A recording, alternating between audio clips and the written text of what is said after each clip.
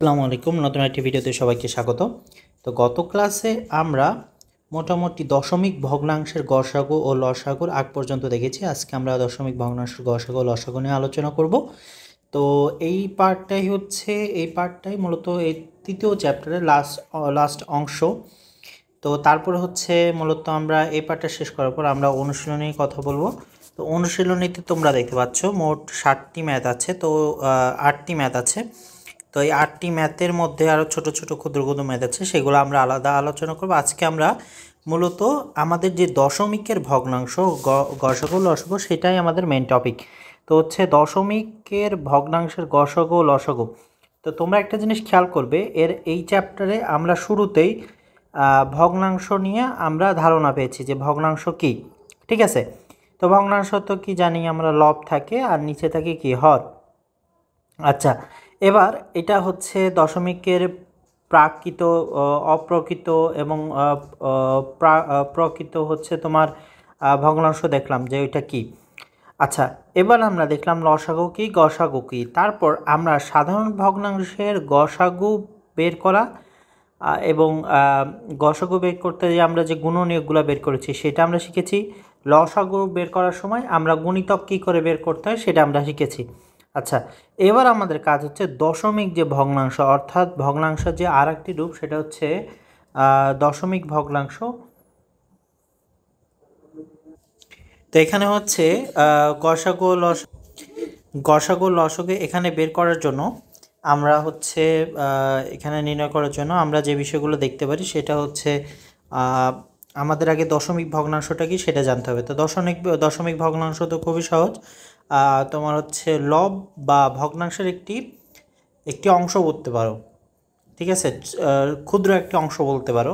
যেমন মনে করো আমি যদি এখানে লিখি যে তোমার 1/5, ঠিক আছে, এটা কি ফরম্যাটে আছে? এটা ভগ্নাংশ ফরম্যাটে আছে। কিন্তু চাইলে আমরা এটা কি দশমিক ফরম্যাটেও করতে পারি। সেক্ষেত্রে আমাদের কি করতে হবে দেখো, আমাদের 5 যদি আমরা 1কে ভাগ করি, 5 যদি 1কে ভাগ করি তাহলে আমাদের এখানে হয় কত জানো? এই যে এখানে হয় আমাদের 10 পয়েন্ট, আর এখানে 5 দুগুণে 10, 0, 2 0.2 অর্থাৎ 0.2। তো এখানে আমরা মূলত 0.2 পাইলাম। তো 0.2টাকে আমরা কি বললাম, যে ভগ্নাংশের যে ফরম্যাটটাকে সেটা আমরা দশমিক ফরম্যাটে নিয়ে গেলাম। তো দেখি আমরা এটা দশমিকের ভগ্নাংশের গসাগু লসাগু কী করে বের করব। তো গুণনীয়ক ও গুণিতক ব্যবহার করে কিভাবে পূর্ণ সংখ্যা ভগ্নাংশের গসাগু লসাগু নির্ণয় করতে হয় তা আমরা এই বিষয়গুলো দেখে এসেছি। তবে এখানে আমরা ভগ্নাংশকে সাধারণ ভগ্নাংশ বলবো, সুতরাং আমরা সাধারণ ভগ্নাংশের গসাগু লসাগু নির্ণয় শিখেছি। এখন আমরা দশমিক ভগ্নাংশের গসাগু লসাগু শেখার চেষ্টা করব। প্রথমে মনে করার চেষ্টা করতো দশমিক ভগ্নাংশ কি। কোনো সাধারণ ভগ্নাংশকে দশমিক আকারে প্রকাশ করা হয় সেটি দশমিক ভগ্নাংশ বলে। অর্থাৎ কোনো সাধারণ ভগ্নাংশকে যদি আমরা দশমিক আকারে প্রকাশ করি তাহলে তাকে দশমিক ভগ্নাংশ বলে। যেমন 0.25 একটি দশমিক ভগ্নাংশ, কিন্তু একে যদি আমরা সাধারণ ভগ্নাংশ রূপ করি তাহলে 1/4 হয়। তো এটা খুবই সোজা, ঠিক আছে, খুবই সোজা। তো যেমন মনে করো যে 0.25 এটাকে আমরা কী করে দশমিকে রূপান্তর করব। এই যে শূন্যর পরে কয়টা সংখ্যা আছে? 2টা, তাহলে 2টা নিলাম 0, আর এই দশমিকের জন্য নিলাম 1। উপরে থাকলে কত? 25। তাহলে 25 যখন 100কে ভাগ দিলাম হয় 4, তাহলে আমরা কত পাই? 1/4। তাহলে এটাই কিন্তু ভগ্নাংশ, এই যে সাধারণ ভগ্নাংশ। আচ্ছা, এবার দশমিক ভগ্নাংশের গসাগু।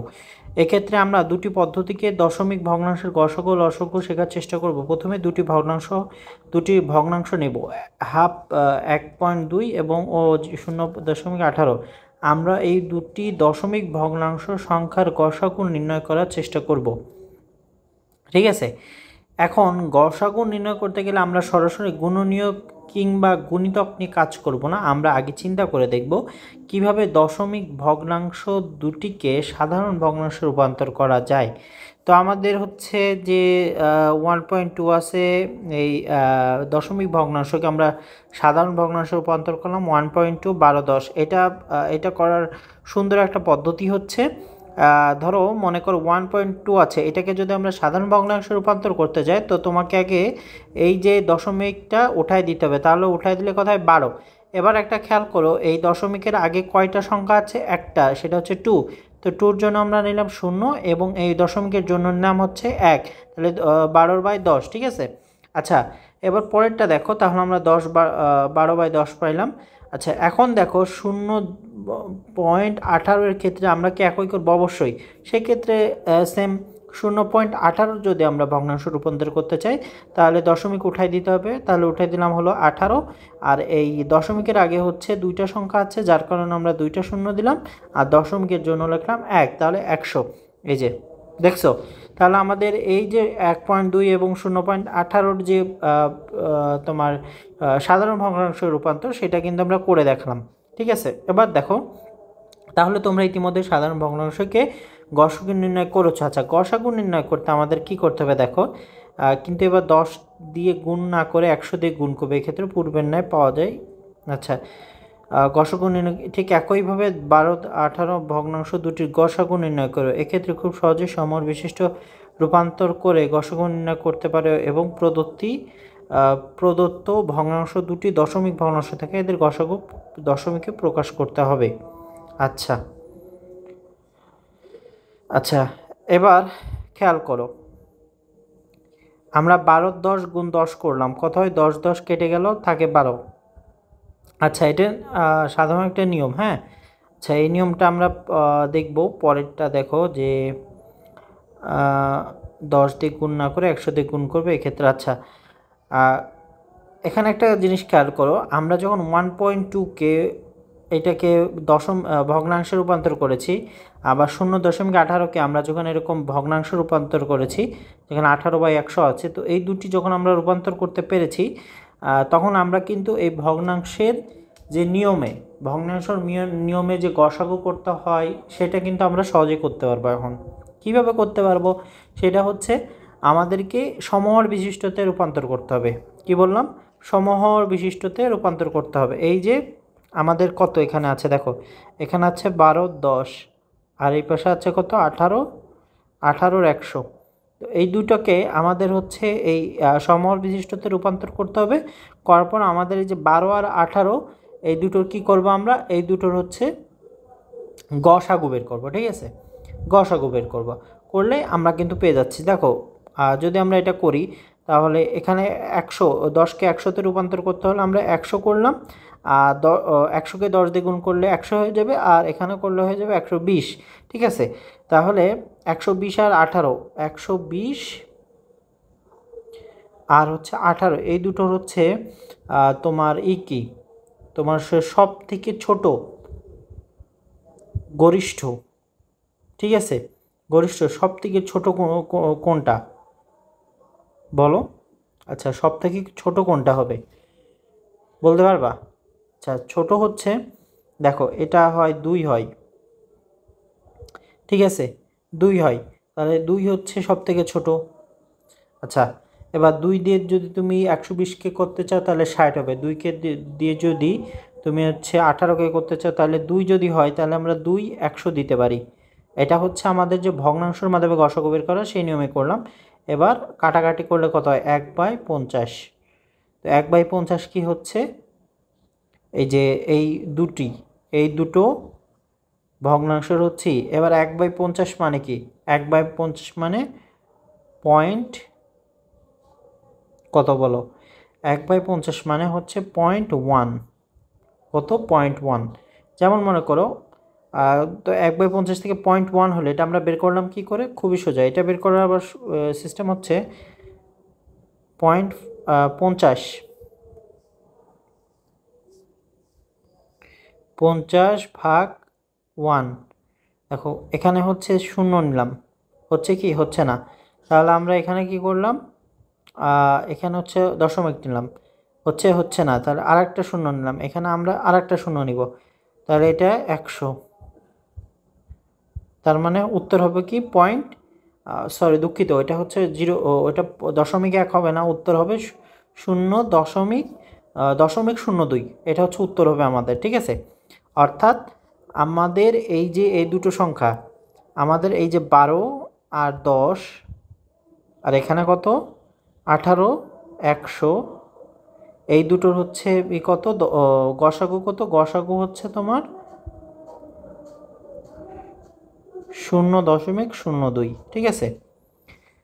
তো লেখার সময় এটা লেখা যাবে না, লেখার সময় এখানে লিখতে হবে যে 1.2 ও 0.18 এই দুটির হচ্ছে গসাগু কত 0.02 ঠিক আছে। আচ্ছা এটা হচ্ছে আমরা কি দেখলাম গসাগু কীভাবে বের করতে হয়। এবার আমরা দেখব দশমিক ভগ্নাংশের লসাগু বের করা। খুবই সেম। দেখো দশমিক ভগ্নাংশের লসাগু নির্ণয়ের প্রক্রিয়া কিন্তু প্রায় পুরোটাই দশমিক ভগ্নাংশের গসাগু নির্ণয়ের মতোই। মানে আমরা যেভাবে গসাগুটা নির্ণয় করেছি, প্রথমে আমাদের কাজটা কি ছিল ভগ্নাংশে রূপান্তর করা, তারপরে হচ্ছে সমহর বিশিষ্ট ভগ্নাংশই করা। আচ্ছা দশমিক দেখো এইটা ফলো করবা ঠিক আছে। দশমিক থেকে আমাদের কি করতে হবে ভগ্নাংশে রূপান্তর করতে হবে, কিতে ভগ্নাংশ রূপান্তর করতে হবে। আচ্ছা তারপর ভগ্নাংশ রূপান্তর হয়ে গেলে আমাদের কি করতে হবে ভগ্নাংশ রূপান্তর হয়ে গেলে তাকে আমাদের সমহর করতে হবে ঠিক আছে, সমহর বিশিষ্ট ভগ্নাংশ করতে হবে। তারপর কি করতে হবে তারপর হচ্ছে আমাদের যে লবগুলো আছে লবগুলোর কি করতে হবে লবগুলোর লসাগু লবগুলোর কি করতে হবে গসাগু বের করতে হবে ঠিক আছে। এই এবার লবগুলোর গসাগু বের করলে যেটা হবে সেটা বাই হচ্ছে সমহর বিশিষ্ট যেটা নিচে হচ্ছে হর ছিল ঠিক আছে। এখন এই জিনিসটা যদি বুঝতে অসুবিধা হয় তাহলে দশমিক মনে করো দশমিক আমরা 0.10 নিলাম, এটা ভগ্নাংশ রূপান্তর করলে কত হবে ভগ্নাংশ রূপান্তর করলে হবে হচ্ছে তোমার এখানে হবে 1/10 ঠিক আছে। এবার এটা সমহর বিশিষ্ট মানে কি ধরো আরেকটি আছে হচ্ছে 1/20 আর একটা সংখ্যা হচ্ছে 1/20, তার মানে এটাকে 2 দিয়ে গুণ করে এটা সমহর করে নিতে হবে। তারপর উপরে যে লবগুলো আছে সেগুলোর গসাগু বের করে উপরে হচ্ছে থাকবে আর নিচে ওইটা আমাদের করে ফেলতে হবে ঠিক আছে। আচ্ছা এই সেম নিয়মেই আমাদের এখানে লসাগুটাও করতে হবে। এটাই বলতেছে দেখো যে দশমিক ভগ্নাংশের গসাগু নির্ণয়ের মতো আমরা দশমিক ভগ্নাংশের গসাগু বের করব ঠিক আছে। এবার ভিন্ন উদাহরণের সাহায্যে দশমিক ভগ্নাংশের লসাগু নির্ণয়ের ব্যাপারটা আমরা দেখি চেষ্টা করি। আচ্ছা চলো 3টি দশমিক ভগ্নাংশকে আগে আমরা রূপান্তর করি। 1.5কে রূপান্তর করলে এমন হয়, 12কে রূপান্তর করলে এইভাবে, আর এক তো একই। এবারে 3টার যদি আমাদের বের করতে হয় দেখো 3টার যদি আমাদের লসাগু বের করতে হয় তাহলে আগে আমরা কি করলাম সমহর বিশিষ্ট মানে তিনটারই দেখো তোমার নিচের যে হরগুলো সমান। এখানে দেখো 3টার হরগুলো কিন্তু সমান ছিল না, একটার ছিল 100 একটা 10 ছিল আর একটা 1 ছিল, কিন্তু এখানে দেখো 3টারই সমান 100 করা হয়েছে কী করে গুণ করে।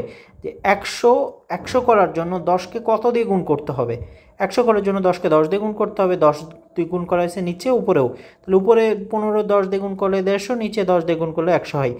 আবার 1 ছিল উপরে নিচেও ছিল 1 তাহলে 100, তাহলে হচ্ছে এই 100 করার জন্য আমাদের কি করতে হবে নিচেও 100 দিয়ে গুণ করতে হবে উপরেও 100 দিয়ে গুণ করতে হবে, যে আমরা করলাম। এবার আমরা সহজেই ভগ্নাংশ কি করতে পারি লসাগু নির্ণয় করতে পারি।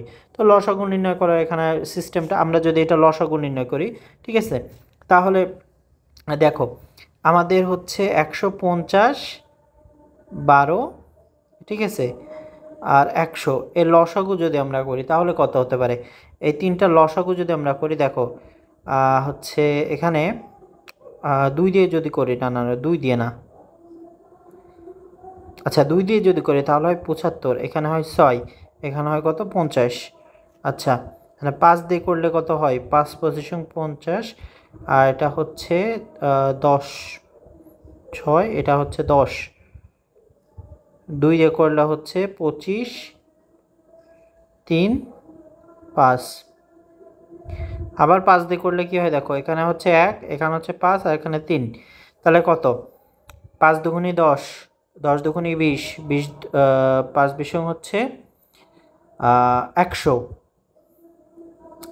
5 5 25 25 দুগুণে 50 50 দুগুণে 100 100 100 গুণ 500 কত হয় 100 গুণ 500 100 গুণ 5 500 500 গুণ 3 কত 1500, তার মানে হচ্ছে আমাদের এই যে 150 12 আর 100 এই তিনটের লসাগু হচ্ছে আমাদের কত 1500, কত 1500 বুঝতে পারছো। আচ্ছা 1500, তো এখানে আমাদের যেটা নিয়ম সেটা হচ্ছে 1500কে আমাদের নিচের এই যে 100 এটা দিয়ে হচ্ছে কী করতে হবে, ভাগ করতে হবে। ভাগ করলে কত হয়, 15।